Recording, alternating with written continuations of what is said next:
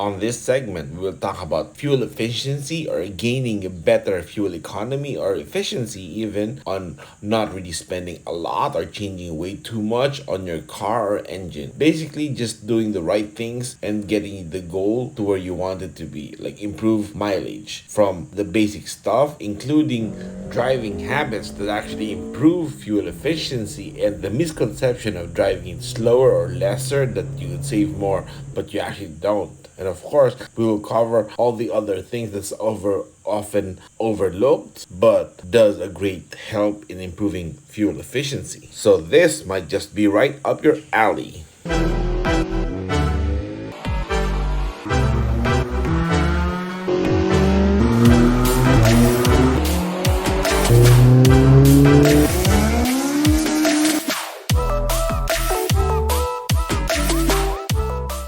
All right, now with the gas prices going high or crazy high, especially locally to us in the Philippines, this is such a big thing to consider, to think about. Being more efficient or, be economically efficient as far as mileage goes. And here are a few things that's worth checking and often overlooked. And we will talk about it in further detail, but for now, here's the four things that's gonna help. One is basic maintenance. Of course, that's everything from oil to even tappets and timing. And then number two is consistent tire pressures. Have any one of you guys regularly check the tire pressures? Yes. And a proper alignment on all four wheels. And not like alignment with just a string and all that. Take it to a professional facility that properly aligns it with the laser and with it digitally. And that's gonna be near perfect. And of course, the biggest factor here, the driving habits, or some people just drive it or lug it with the low RPMs thinking it saves more, but it probably won't. So now let's go discuss this in detail. Now, of course, the basic maintenance, most of us know this. Changing the plugs, changing the oil, even rechecking the ignition timing via the distributor. But of course, some people just say, oh, I haven't used it that much. So they take longer than 4 months or 5 months to change the oil. When you think about it, it's actually getting more heavier because it's not new or consistent anymore. And of course, the tappets adjustment or the valve lash, getting it to the proper spec improves response, and that's gonna be good, right? And also having the IACV cleaned up, including the throttle body. This way, it puts the engine back to the normal proper idling characteristics without AC or with AC. This is gonna help the consistent driving experience every day and in traffic. And talking about spark plugs, this is a funny thing because with the extensive experience I've had on the dyno, especially back then with Bong Hilario of H3 AutoWorks, we've tested a lot of things that we don't really publish out. But this is one interesting one. We finished dynoing an engine or a car and it made good power. But then, we realized we haven't changed the plugs. So we did change the plugs. And you know what happened? We instantly gained 8 wheel horsepower. 8 wheel horsepower. That's a lot by doing nothing, just the plugs, because the plugs were like not new. And we've monitored this every once in a while. Like, for example, a fresh build that Bong did, but we didn't have a BKR7 handy, and Autoplus always had one. So we changed it on the dyno after. We got crazy gains of 11 wheel horsepower, and that was exempted because it was just once. But we saw on average between 6 to 8 wheel horsepower just on new plugs alone. So when you think about it, on basic maintenance, maybe you're also getting an extra 6 wheel horsepower, even 8, depending on how old your plugs are. That's how important basic maintenance is, and that would definitely help your fuel consumption. Now let's go to the next one. Consistent tire pressures. A lot of people don't really check on this, and of course, or they actually run between 28 psi or even 26 psi because for better grip, they say. But when you think about when you're driving every day, you're not launching the car, so you gotta fill it up. Check the brand of your tire and the ideal pressure, but it's usually between 30 to 35 psi. And I would probably run it 32 psi. That's what I do on my cars because more air, if it's inflated well, is actually a lot lighter to turn when you're driving. So the engine has an easier time, right? But of course, even the rear tires, it's gonna drag if it's like not inflated well. So having 32 to 35 psi is really good, including on the rear. And some here locally, especially, would actually run between 28 to 26 psi, mainly because when inflated 30 psi or higher, the suspension rattles. And so I'm like, dude, change the bushings on your lower control arms and other parts of the suspension. Maintain the car. Don't soften the tires or deflate the tires just to be the extra bushing so the suspension doesn't rattle. That's actually giving you more trouble because it's consuming more gasoline, and hey, suddenly you can't afford basic maintenance because of that. So, right, when you think about it, this doesn't hurt at all. It actually helps. Next up is the four-wheel alignment. And to be honest, this should be like a basic understanding or understood that this has to be done routinely. Because for me, at least once a year, have it checked and aligned digitally, not just with the string and whatnot. This way, it's all perfectly accurate. Mainly because as we use the car or our car, when we wear out the suspension bushings, let's say the lower control arm, of the rear and even the front, all the tie rod ends and all that. As it wears the rubber bushings, the alignment slowly changes, and the next thing you know, everything is not aligned quite well, and that's gonna make your car not roll easily. Like the rolling resistance goes higher, therefore it'll start consuming more gas than usual or more fuel than usual because you have to step on the gas a little more just to get to the same distance because the rolling resistance, including the tire pressures, are actually working against you. And of course, when you think about it, that is not an efficient car, right? So a lot of people, especially locally, they wonder why some of us like us or even tuners have decent or even very good fuel consumption. That's because we check all of this in our routine scheduled maintenance. Because you don't have to like change the plugs every time you change the oil, but don't use a spark plug for more than 2 years. I mean, hey, it's still working, it's not misfiring, but it definitely could be better when it has new set of plugs, right? Just the same thing with the lash tappets or the valve adjustments, because as the wear goes in slowly or it progresses slowly, so we don't really notice it, but the car gets slower and slower the more we use it. So hey, we just gotta get it back into top shape, and that's gonna be good, including the four-wheel alignment, the front and back, the toe in, toe out, even the camber, because that's much of the rolling resistance of the car. This is why crank horsepower reads higher than wheel horsepower. That's because the we have the driveline loss, the windage. So with all this, you're actually increasing the driveline loss. So the engine probably runs much the same, but the resistance or the rolling resistance has increased.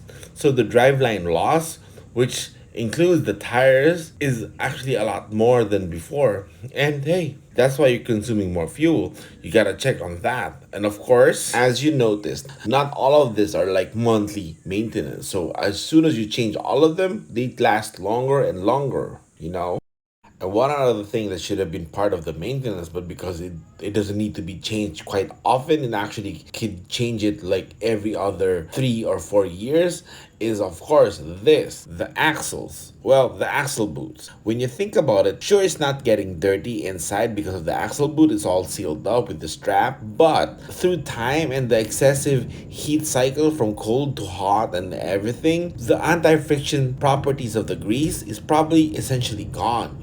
So this is probably just like having jello on the axle boots or on the CV joints.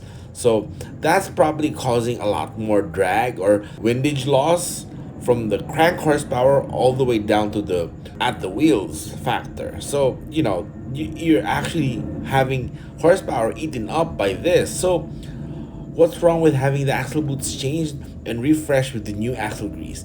And when you think about it, the more modern axle grease nowadays, the high temperature stuff, they're actually pretty slick. So be really good and better for this. And locally, I can tell probably a lot of cars are still running the axle boost that it had from decades ago. So hey, this could help, you know. It won't really cost more than an oil change. So hey, why not, right? Okay, now this green AK hatch, because we're gonna talk about the driving style and we're gonna talk about this with an example. This is Paco's green EK hatch. It has a B20 non-Vtec, but of course he converted the P30 intake manifold to make it work on the non-Vtec head. So it's clean work right here. And this is to be more torquey, to gain more efficiency, and of course so that it drives really fun and really well, and take advantage of the fact that it's a 2-liter. So this is a torque monster.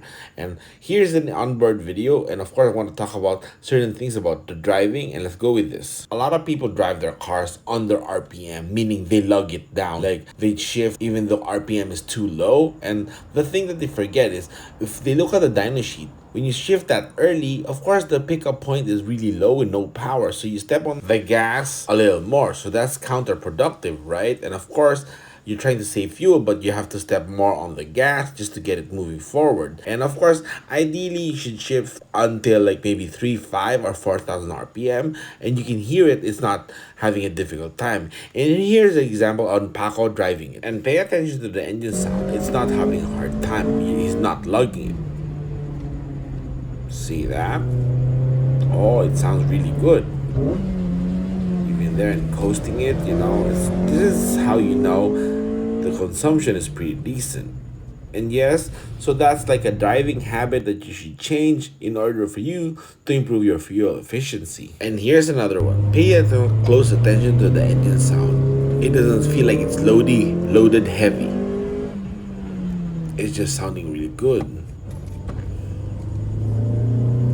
As you can hear or notice, every time he steps on the gas, the engine feels light.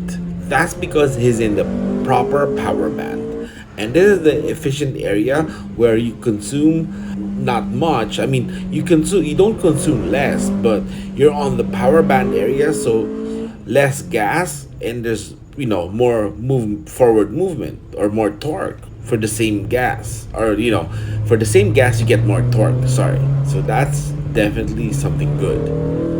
Let's listen how good it sounds. Yes sir. Now don't that B20 non-Vtec sound so good with a P30 intake manifold? Everything worked so well here, including the low RPM torque.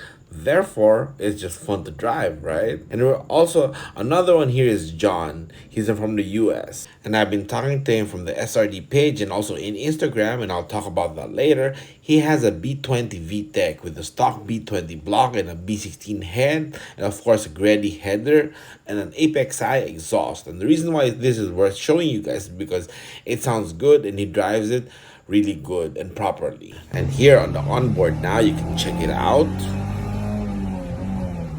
Oh yeah, sounds really good. Sir.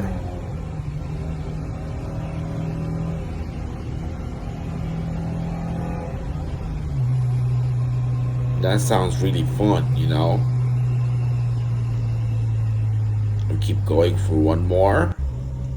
Here we're coming off from the light, and you can listen to it. It's all within the power band. It's not even going above 50% throttle. Yes sir. Hear that? And now here's a video he was showing me because he's running an Apex I muffler, and it sounds really good.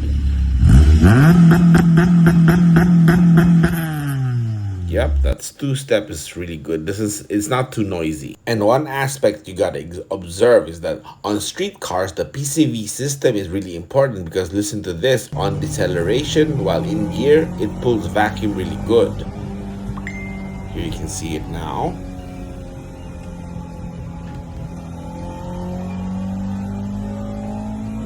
Yep. And that's removing all the blow-by from the crankcase buildup. So that actually helps run the engine, or the engine run more efficient, and that means better fuel consumption. So hey, you can't remove all those stuff just because you think it's modded and all that. It's not a race car. So this helps, with all the factory things working, it gives you benefits at the back. Yes, sir.